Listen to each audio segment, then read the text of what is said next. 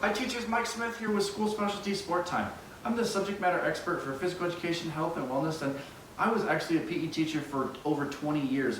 And one of my favorite times of the year was in the fall and the spring when the weather would warm up and I was able to get outside in Colorado with my students and do some outdoor learning. I'm going to share with you a few fun activities that you can do outside with your students to work on that important skill development that we're all trying to teach with our students. So check it out.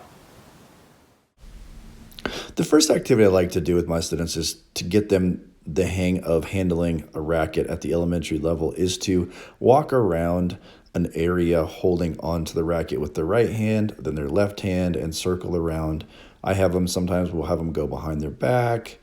I'll have them go through their legs, but it's really getting them to figure out how to hold onto that racket and control it. The next activity that goes along with this in getting the students to understand how to control their racket is to play a game. You're going to have all the students spread out in their own space, and each student will have their own racket and pass out, 10 to 15 different things. It can be a bing bag, and the picture I'm holding on is a pig, a rubber pig. Kids love those rubber animals. And I have about half the class start with all of the rubber animals, again, or a bing bag or a ball or however you want. And the object of the activity is, I'll say on the go signal, you're going to be moving around the outdoor space, passing the pig as many different times as you can in 30 seconds. And as a class, our goal is to see how many times we can pass that pig back and forth from racket to racket.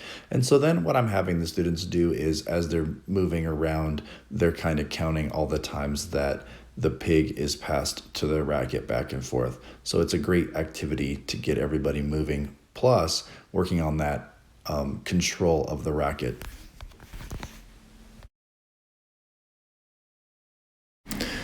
Please note that in recording this video, I didn't have another person to help me, so I have two rackets. But when you do this with your students, obviously every student will have only one racket. I was just using two rackets to show you how they're going to be passing the pig from one person to another person's racket. But again, each student won't have two rackets in their hands, so just an FYI.